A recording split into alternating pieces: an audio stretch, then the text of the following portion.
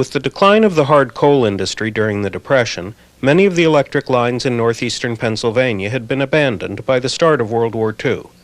But the city systems of Scranton and Wilkes-Barre survived the war, and so did the high-speed interurban which connected them, the Laurel Line.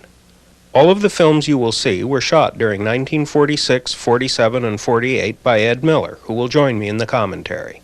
We start our trolley tour of the Anthracite country with Wilkes-Barre, where we will see the 7 lines which survived the war in the reverse order of their abandonment. The Nanticoke line and its branch to Hanover were the last to go, in 1950.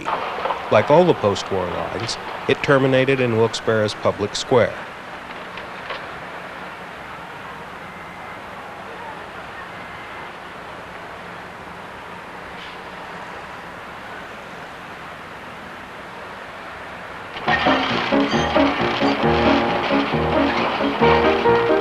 Followed tracks down South Main Street, which first saw horse car service in 1867. Electric service through to Nanticoke began in 1893.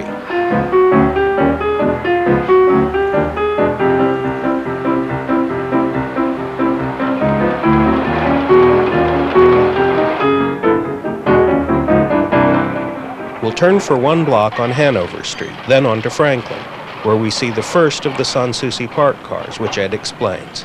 Well, we have the chipper car. That's an extra. That's Sans Souci Park. That belongs in there because we've got a big day at the, as you can see, with a pileup of people there. So we're between every one of the Nanticoke cars, which run every 20 minutes, where we're running this car. So we're giving you 10-minute service. So this is the Nanticoke line. Now, you wouldn't do that normally. It's only if there was a reason for it. We have just taken a one-block jog on Horton to Region, and now we turn on to Division. Since leaving Hanover, we have followed the route of the outbound cars. The inbound route followed Barney Street from Division to Hanover. Turning outbound from Division onto Lee Park Avenue.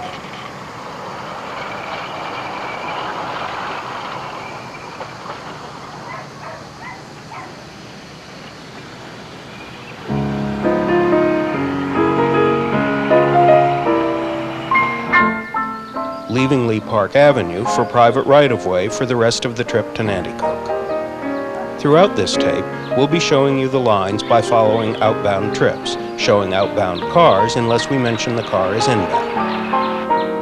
This is also inbound, and I don't know, it just so happened to work that way. We're coming into the sun early morning.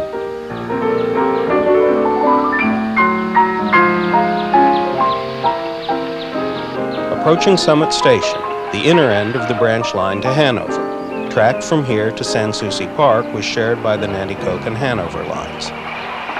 Well, that's an outbound Nanticoke, and what you got there on the left is probably either an inbound car or it could be the Hanover car getting ready to stop and change over.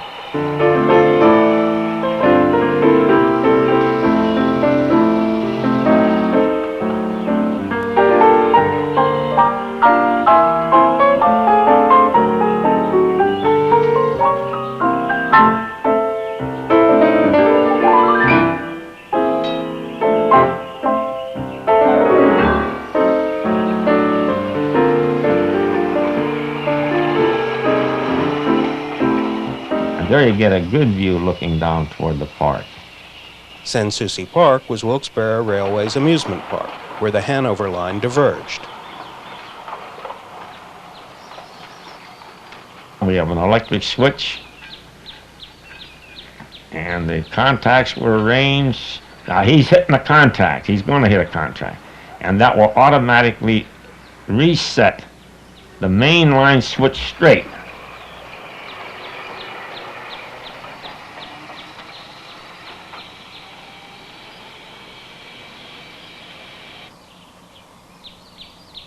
Now, they had a block signal here. You hit a contactor, and I think we're going to hit it. No, we hit it. And that throws a red light because they didn't want 2 cars in that twisty, turny area going downhill.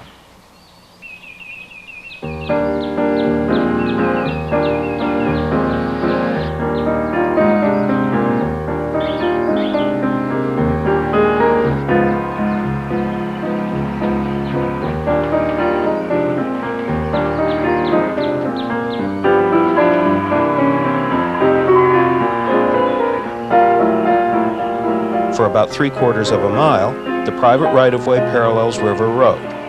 We're approaching the grade crossing with Dundee Road.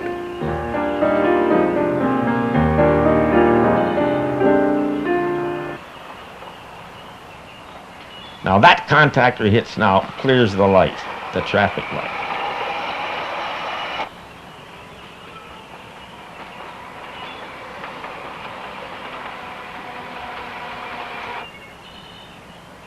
We had high, low here, so you wouldn't have to excavate so much rock. And as we're coming down grade, approaching the next grade crossing, we hit the contactor that will throw the traffic light.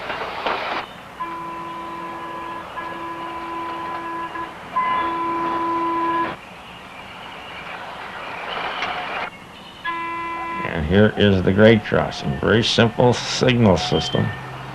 And the trolley came and hit the contactor and set the signal red, and then of course you gave the standard railroad crossing blast to alert the motorist.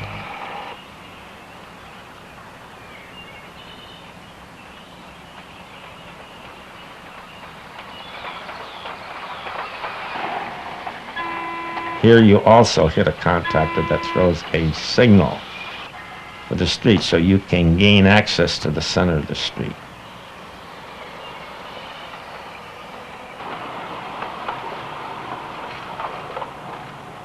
The main part of town, Nanticoke, mining community.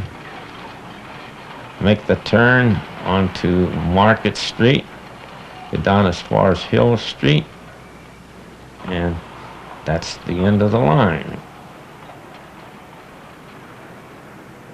In the summer of 1947, rains washed out the Nanticoke and Hanover lines.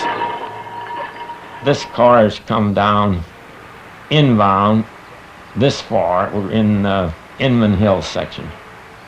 And we're on the colliery grounds, and we're loading up with mine rock, which we will use to fill in the holes at washouts on several points along our line. Now we're going south on the inbound track, and here we are at Buttonwood crossover.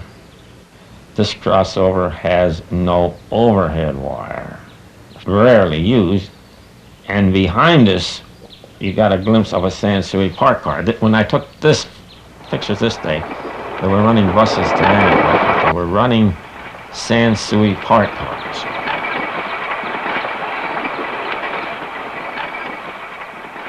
Now these cars were originally equipped with extra air lines so you could dump the cars by air. However, they had deteriorated in the many, many years they were never used.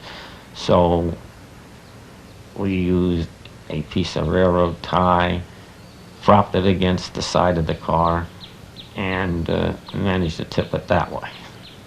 These were built by Western Wheeled Scraper Company, Aurora, Illinois.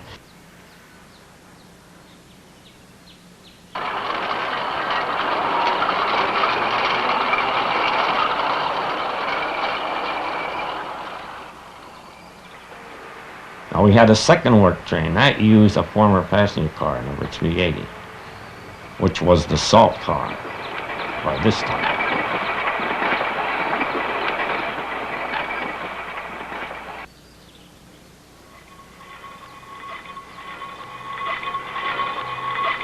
And now we're right along River Road, opposite Loomis Colliery.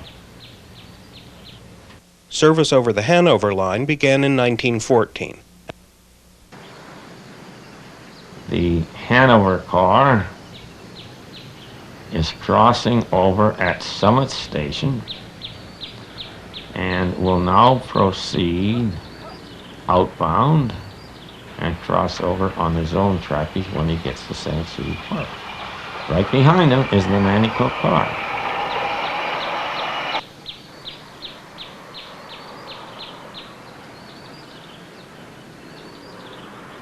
Electric switch. Must keep your speed down about 4 miles an hour to operate it.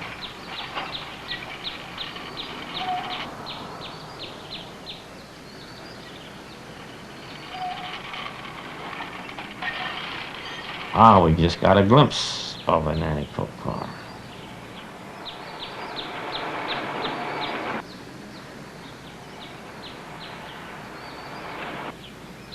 Out on a beautiful piece of track laid in 1913 and 14.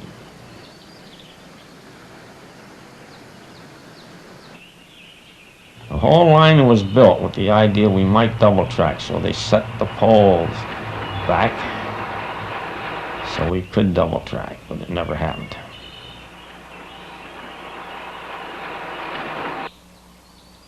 We are now climbing the grade to Askham.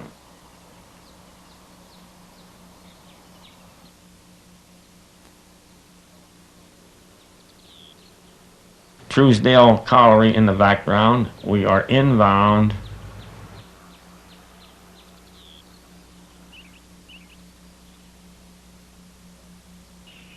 Now we're out. Clark's Crossroad. There were occasional short-lived and unsuccessful experiments with through-running this line to downtown, but mostly it operated as a branch shuttle from the Nanticoke line. At the end of the line, the last few car lengths was actually in the 8th Ward of the city of Nanticoke. The Edwardsville line opened in 1892. Passing us is one of the trolley coaches. They were introduced in 1939. They made their last runs in 1958. Leaving Public Square, we'll head over West Market Street and then cross over the bridge over the Susquehanna River. This is an inbound car. We're approaching Kingston Corners, where lines used to operate up Wyoming Avenue to West Pittston. We wait here for an inbound Larksville car so that we can proceed out Main Street in Edwardsville, which is single-tracked. Rolling outbound through the main street of Edwardsville. Here we have made a turn and we're at the Delaware-Lackawanna and Western Railroad crossing. A little track work is being done. We have a Church Street car. Rush hours. It was necessary shortly after the war to run additional service. Here we are turning from Main Street onto Church Street. Because of traffic conditions, right behind us was the Church Street car. It's not supposed to run that way, but it just worked out that way because of heavy traffic and single track.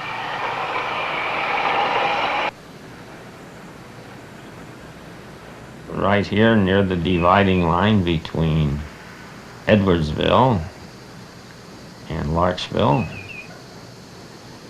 we terminate and head back to town. This car is continuing.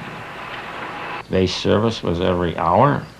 However, we have two Edwardsville cars, indicating that we are now allowing 40 minutes for a trip,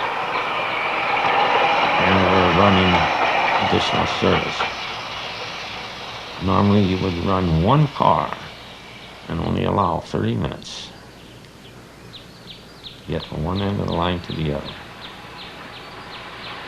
This line was the first to connect Wilkes-Barre with Plymouth. We're inbound here. And we're inbound here also. Definitely outbound here at what was known as Broadway switch. I don't know where Broadway is though, I've never seen it.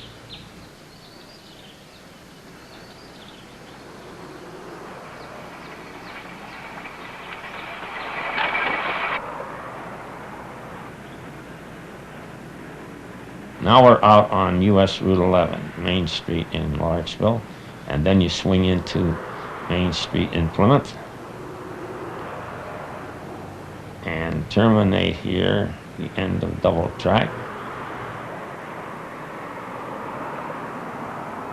The Larksville line was the last of the three to reach Plymouth in 1902. We're now going up Rice's Hill, leaving Main Street, Edwardsville, and going onto Jackson Street at a normally used passing track, known as Jackson Switch. From here we swing onto Orchard Street, and at this point we're swinging from Orchard Street, by now we are in Larksville, onto Wilson. We're going on Wilson. And here is Wilson Street, outbound.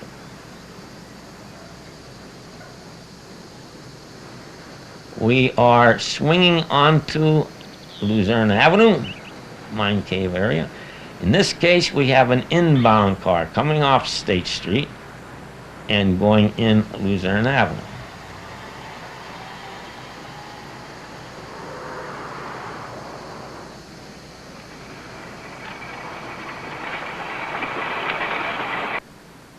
And we have made the turn onto State Street. And in the background you can see all the refuse piles from the mine operations.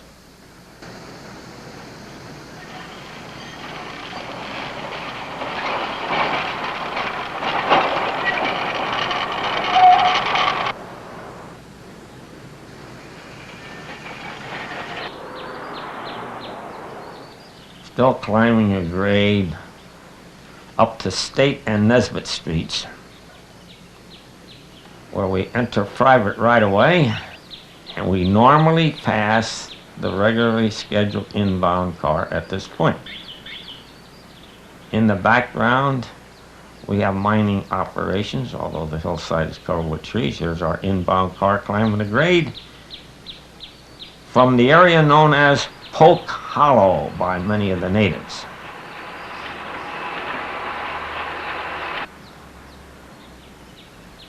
We swing around the sharp curve here, and in the background you see a piece of stripping equipment where they're strip mining the coal.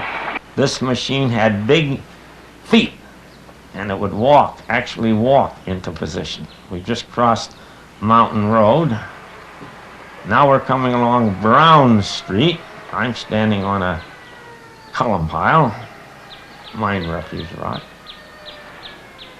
And we now swing out into State Street again. Years later, a road would be built to connect the two segments of State Street. Now we're on Washington Avenue, still in Larksville. Normally there would be no cars passing at this point.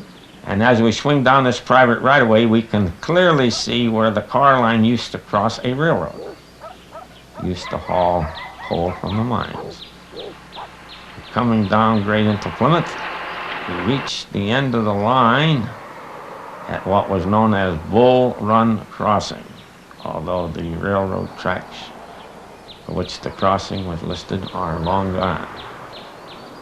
The Plymouth via Cary Avenue line opened in 1895 and was abandoned in 1947 to make way for construction of a new Cary Avenue bridge. From Public Square, the Plymouth line went over the same route as the Nanticoke car to this point. Then instead of making a left turn, it continued and made its first turn here onto Cary Avenue.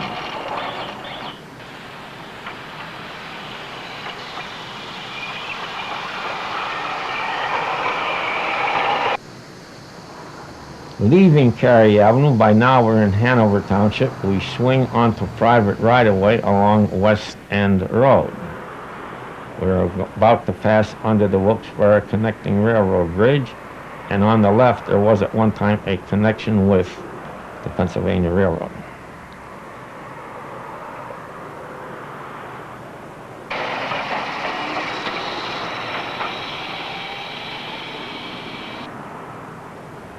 And at this point, we will go into single track before crossing the bridge. There is also an old siding that led down to the water's edge, and coal was dredged from the river and shipped out in standard railroad hopper cars.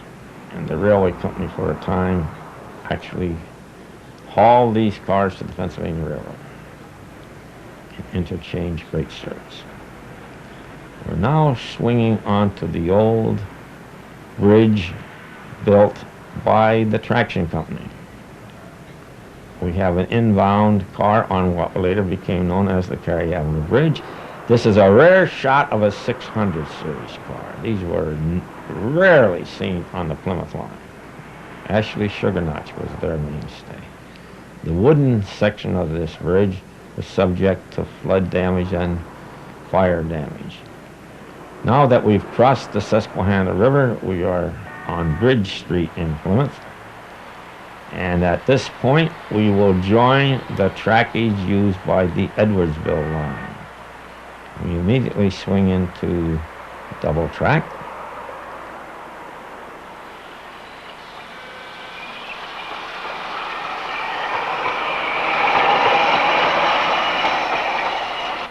By now, we are down on the lower end of Plymouth, crossing a track used to serve a coal mine property, and we terminate at the Laurel Line at North Street.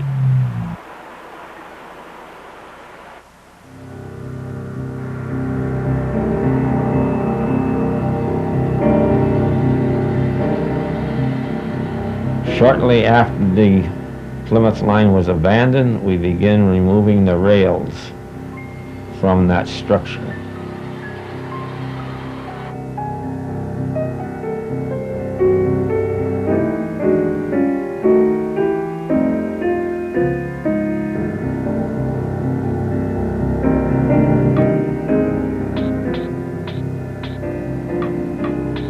Everything was done manually.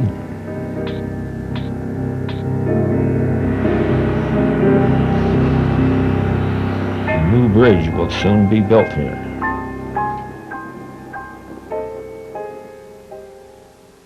The Georgetown line opened in 1895 and switched to buses in 1947. Georgetown, using one of the Sistersville, West Virginia cars acquired in 1925. We go up the trestle built in 1896 with a 6% grade. And here we swing over the once very busy railroad yards.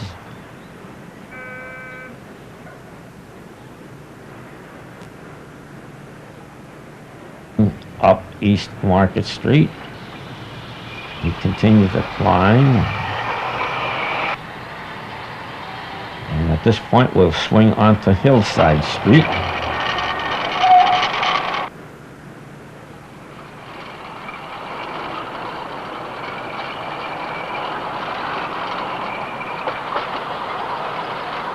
The Georgetown line operated with 20-minute headways. Hillside Switch was the normal passing place. Now, he is in the passing track called Empire. This is on Northampton Street near the original terminus of the line.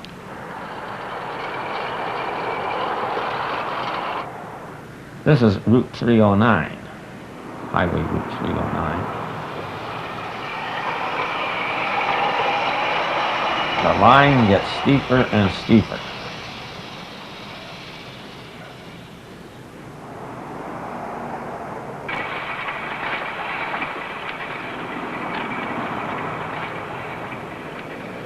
We continue to climb a grade on a section of track not laid until 1924 when they were ordered to extend the line by the Public Utility Commission. It was the steepest grade on the whole system.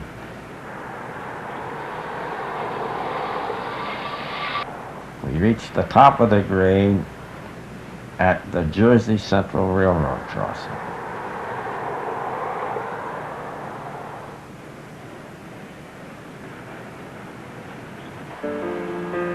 Now here's the work train.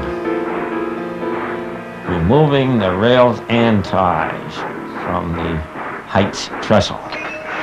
Ties on one of the flat cars, rails on the other. And there was never any accidents on the grades.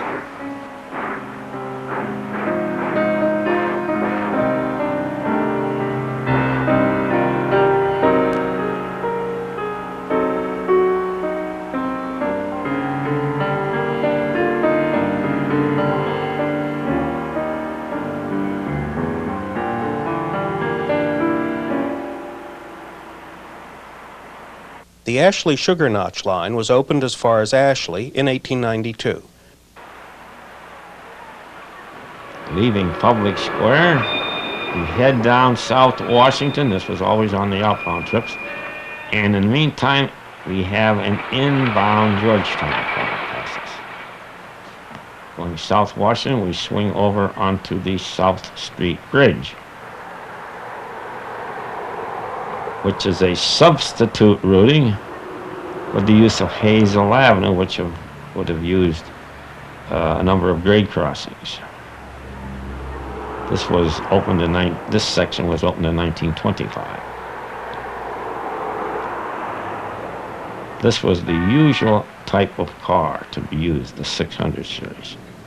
Like most of Wilkes-Barre's cars that survived the war, these were bought second-hand from other properties. Here we have Ashley Manhattan Street cut light, wartime. That was a wartime cut light.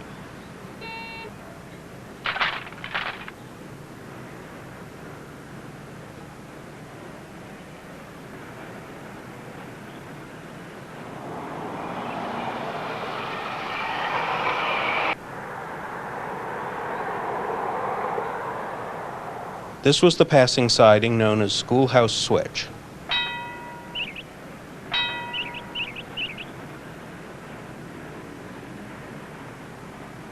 We're going over the Ashley Plains.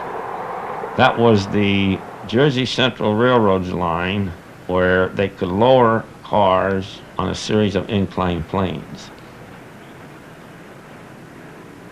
We are passing in front of the Huber Colliery, Glen Alden Coal Company.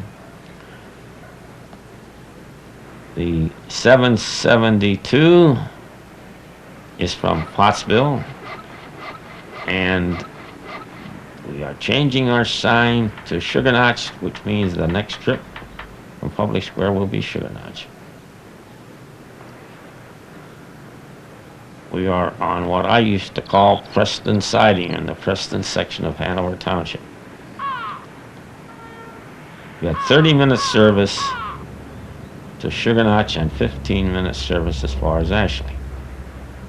Continuing our outbound journey, we are about to enter Chestnut Street.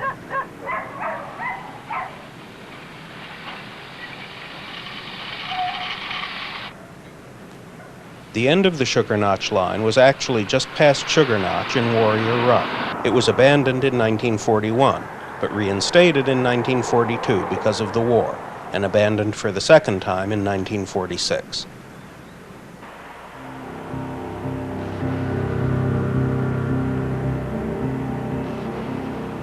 A foggy morning, and now we're removing the track on the private right-of-way.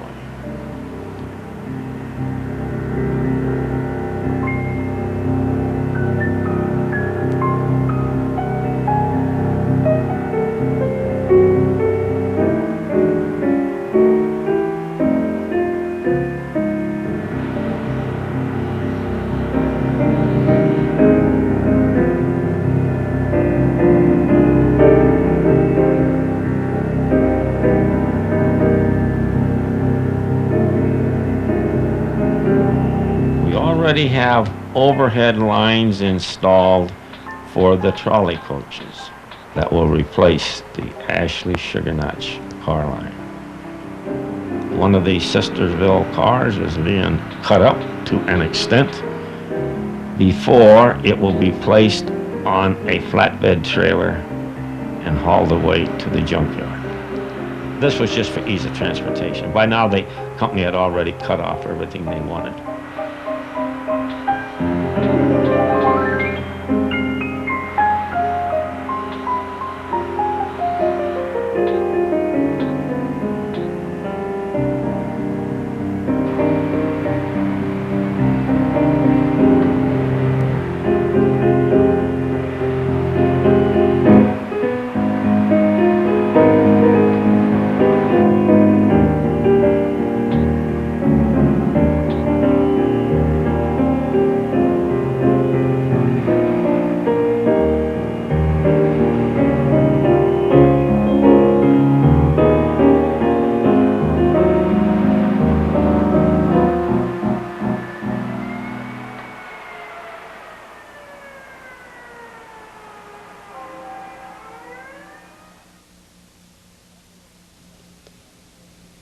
The Lackawanna and Wyoming Valley Railroad was built to exceptionally high standards and was something of a showcase for advances in electric traction technology for the Westinghouse Company. There's a Laurel Line Transportation Company bus in front. Our terminal is at Cedar Avenue, originally known as Maffett Street. We're right alongside the Lackawanna Railroad main line. The large building was the Lackawanna Railroad's passenger station. Today, it is the Lackawanna Station Hotel.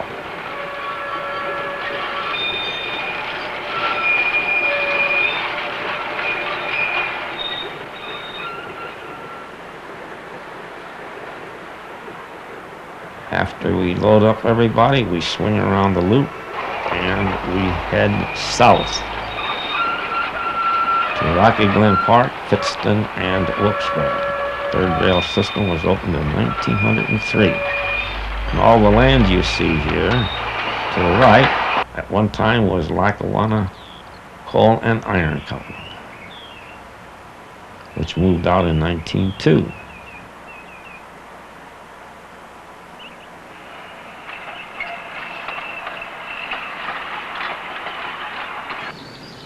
Cross over Roaring Brook and enter the almost 1 mile long tunnel.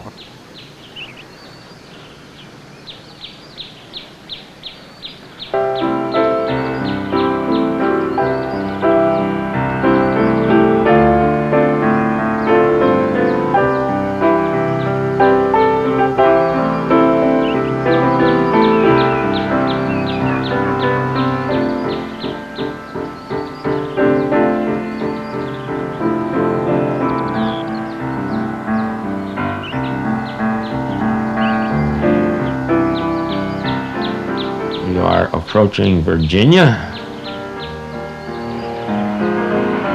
Fortunately, we have a southbound 2-car train passing a northbound. Page's Cut, named after one of the contractors.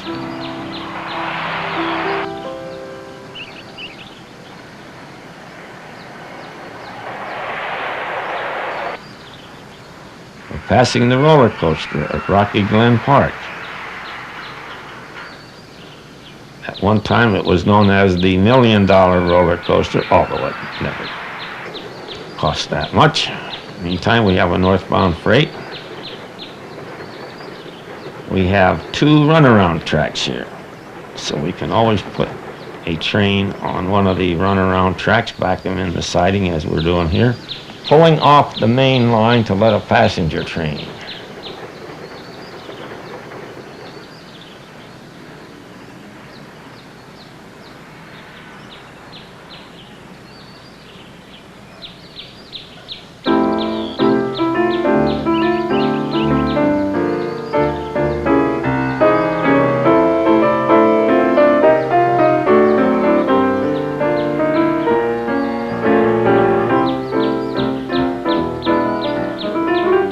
Passes over Springbrook.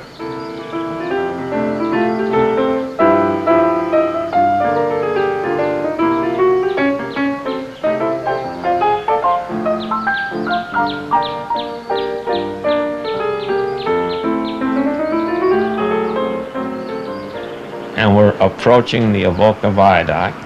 This passed over the old Scranton Railway Company's trolley line, U.S. Route 11, the Jersey Central Railroad, and also the Lehigh Valley. Heidelberg, just south of the viaduct.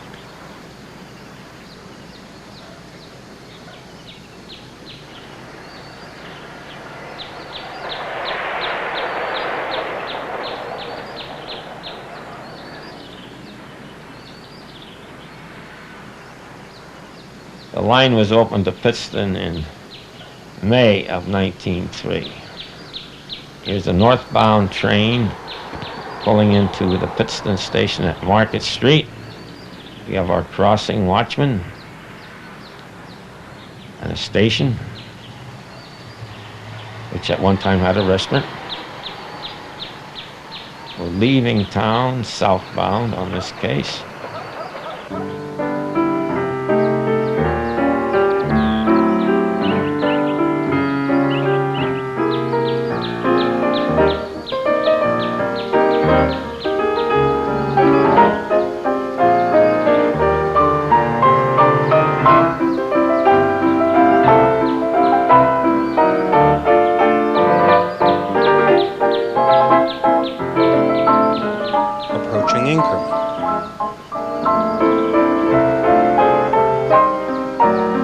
1914, named after a coal colliery of the Pennsylvania Coal Company, which is about 1/2 mile distant. We are passing through Plains. We have passed the substation at Plains. I'm standing on a road bridge, Prospect Viaduct. And this is the changeover point from third rail to overhead, because we weren't allowed to have the third rail in the city because of the many grade crossings. After crossing North Pennsylvania Avenue, we enter the Wilkes-Barre Yard interchange facilities here with the Lehigh Valley Railroad.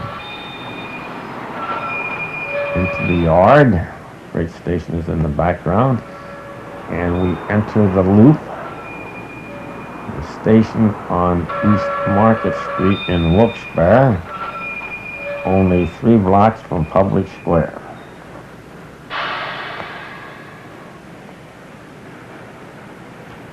Here's the front of the station. Fast frequent electric service to Pittston and Scranton. After World War II, the Laurel Line built a freight-only branch just south of Scranton. Here we are once more, Virginia, with a southbound freight train. And the tracks leads to the General Electric spur, built in 1946. But better known as the Manuka branch.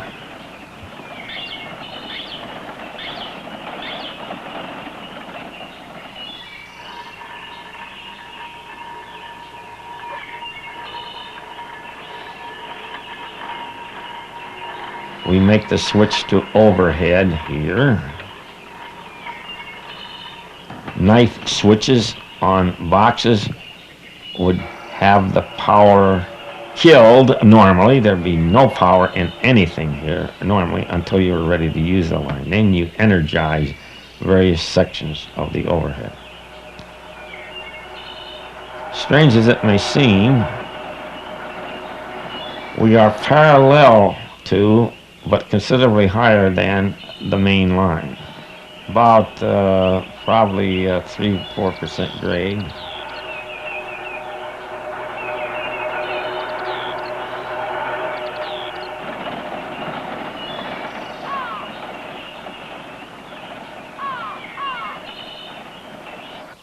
We are going by the site of the old Muffet Breaker. You can still see some of the supports on the right, concrete blocks.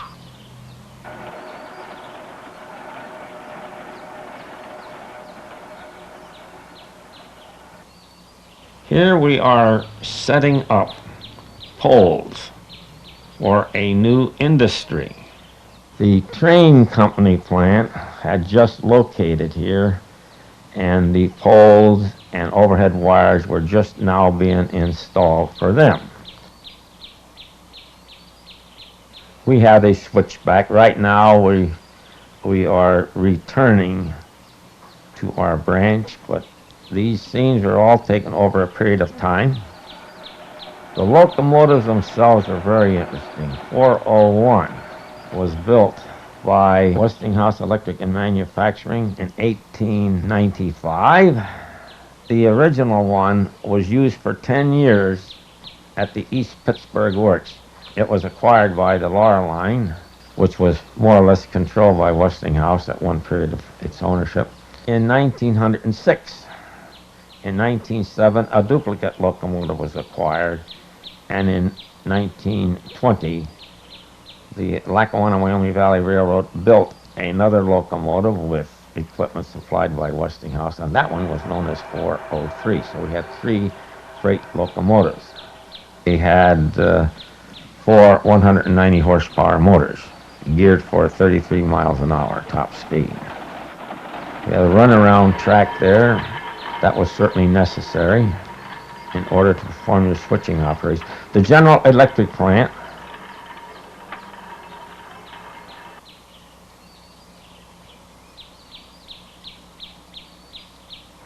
we are now pulling a train out of the train company plant. Made air conditioning units.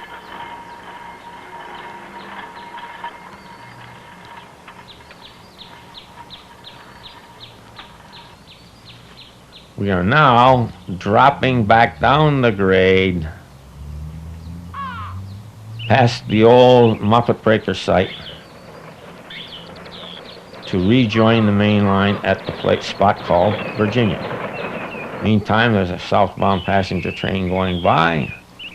We will now clear, and usually the dispatcher allowed you to run north on the southbound track. We'll take Scranton's 9 post-war lines in geographical order, from west to east. There were basically 4 downtown terminal loop routes, each shared by 2 or 3 lines. We're now in Scranton with an inbound car, the Providence Road line. Now we're making the turn onto Lackawanna Avenue with the yellow brick Delaware and Hudson passenger station in the background.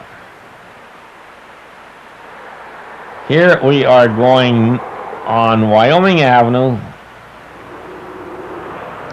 Now we're on Mulberry Street, where we started the photo session, and we will soon pass over the Mulberry Street Viaduct, which has since been replaced.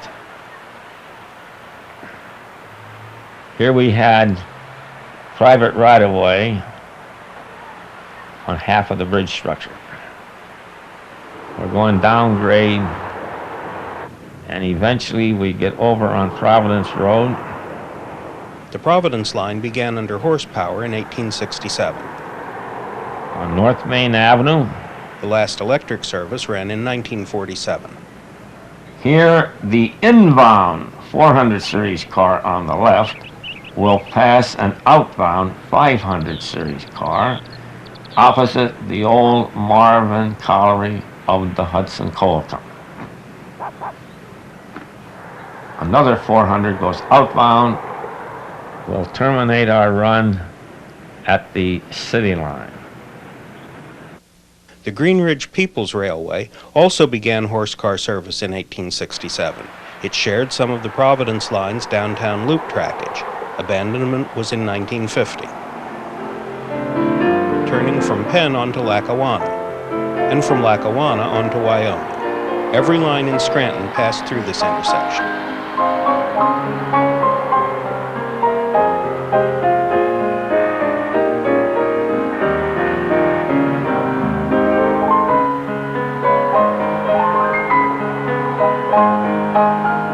This line, too, eventually wound up on a bit of Mulberry Street before turning right and going up Penn Avenue. We have an inbound car.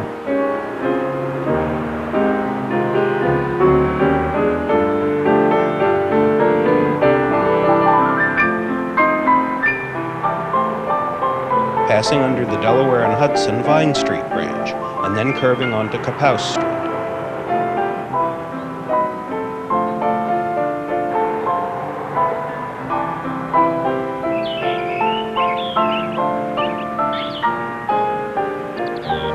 Crossing the Vine Street branch at grade. We make a little jog here as we pass Marion Street.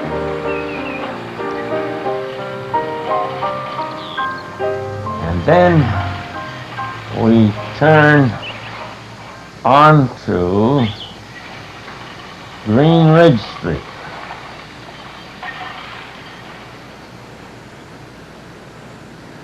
After single track, we make a turn onto Sanderson Avenue.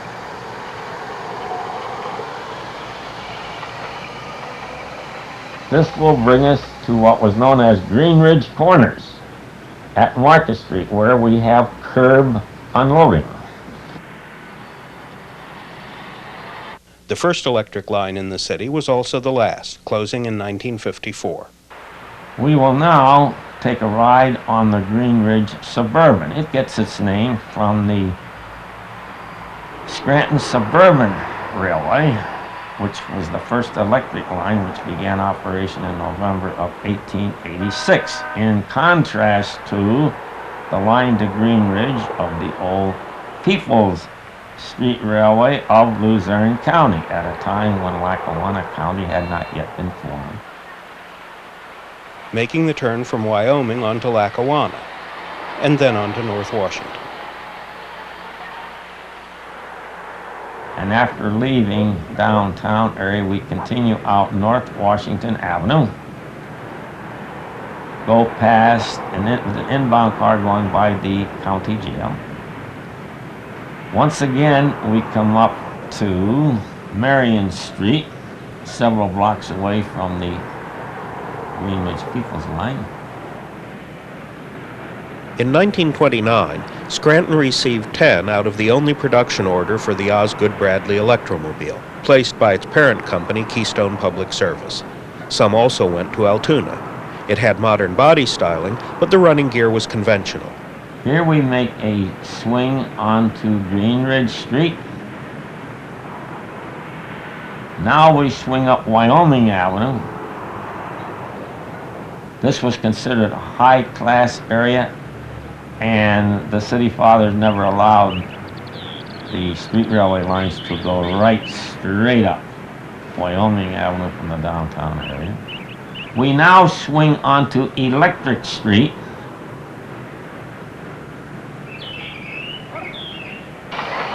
And once again, get back on North Washington Avenue. We now come to the terminal of the line, North Washington Avenue at Fairfield Street. We'll follow the Dunmore Suburban line's downtown loop, then skip up to where it leaves the Greenridge Suburban. Our inbound car comes off Ash Street. We'll now head down Adams Avenue. Go over to Spruce, go down Wyoming Avenue, Lackawanna Avenue, and then turn up, as it is now doing, on Washington Avenue. Here at Marion Street, we will leave the Greenridge Suburban line.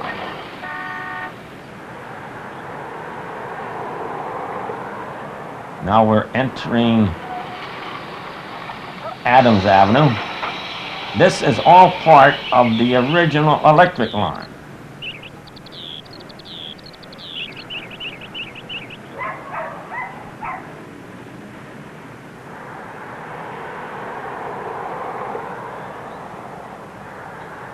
We are now swinging onto Electric Street. Scranton prided itself on being the electric city, but its real claim to fame was the electric streetcar system. And then onto Drinker Street. We're now at Dunmore Corners, where we make a left turn and go up North Blakely Street.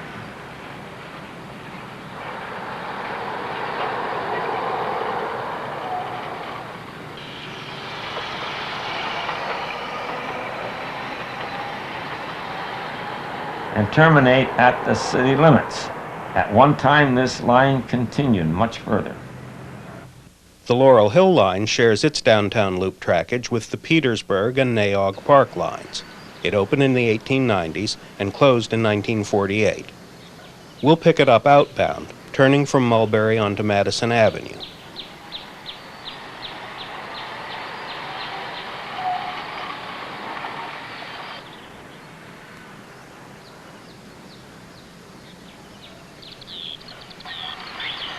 Now entering Quincy Avenue from Pine Street, and onto private right-of-way beside Poplar Street.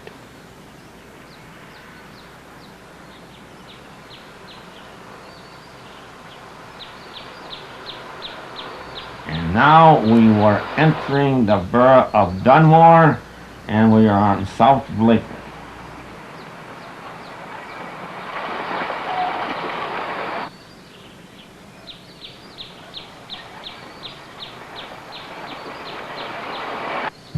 Standing on what was an Erie Railroad bridge, now gone.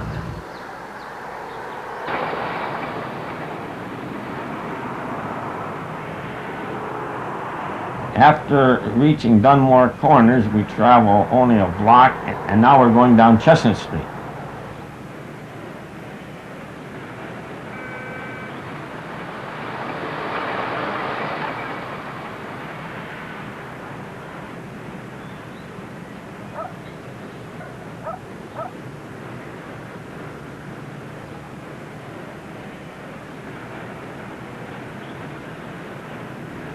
and one of the regular transit company patrons changes the pole for our motorman. The electric line to Petersburg ran from 1891 to 1953. We'll follow a Petersburg car around the downtown loop, starting with a car turning from Mulberry onto Madison, which leads into Bank Street. And now into Spruce Street, which it will follow over Penn, Lackawanna, and Washington, all of which we have seen before.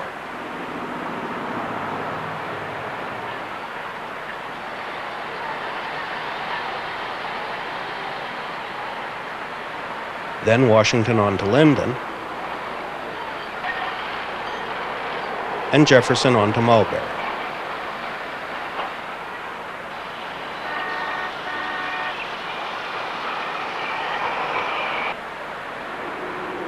Across the intersection with Madison, where the cars to Laurel Hill go off to the right.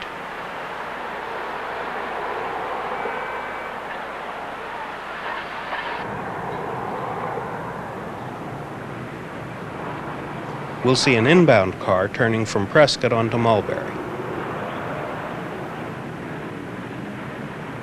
This is an inbound car going down the hill, and we are now at the end of the Petersburg line, Prescott Avenue at Ashton. The loop line to Nayog Park off the Petersburg line open and close simultaneously with it. Again, we're on Mulberry Street, and instead of making the turn up Prescott Avenue, we will continue on Mulberry Street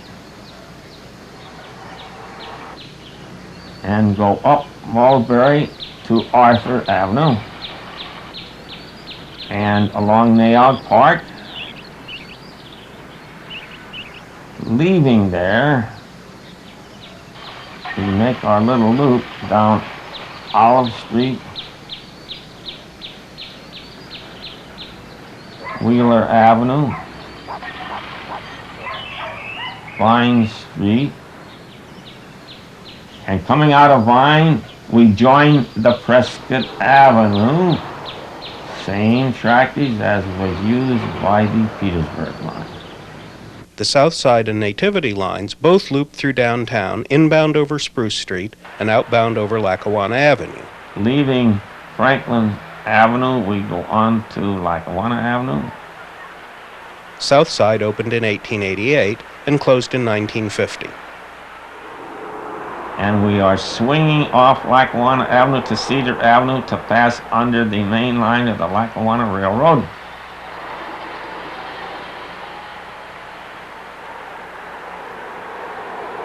We pass the Laurel Line station just out of sight on the right.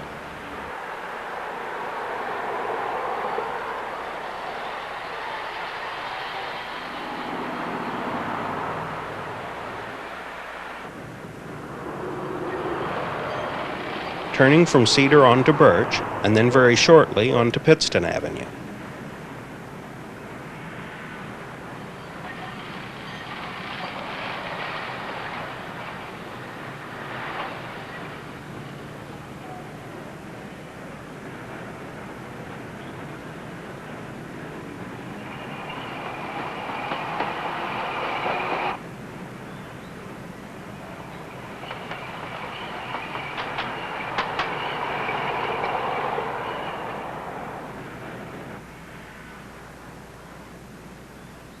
One of the steeper grades in the city as we continue up Pittston Avenue outbound.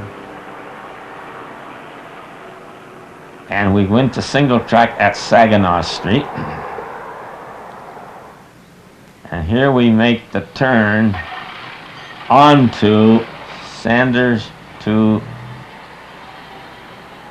Burney Avenue, a line that used to continue all the way to Pittston. We'll pick up the Nativity line where it diverges from the south side.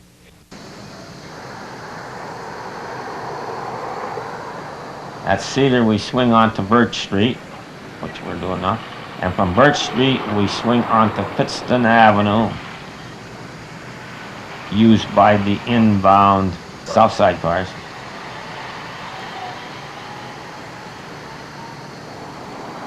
But we swing off now onto Hemlock Street as we continue on the Nativity line, which at one time was known as Shanty Hill, up on the Nativity section, populated by many of the workers for the old Lackawanna Iron and Steel Company years ago. We're now on South Webster Avenue, at one time known as Stone Avenue.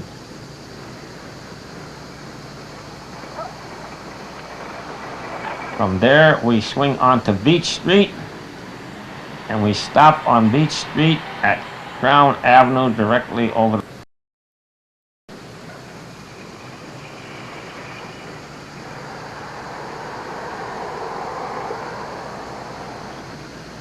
Both lines entered downtown over the Spruce Street Bridge, which crossed over Roaring Brook, the Lackawanna Railroad, and the Laurel Line.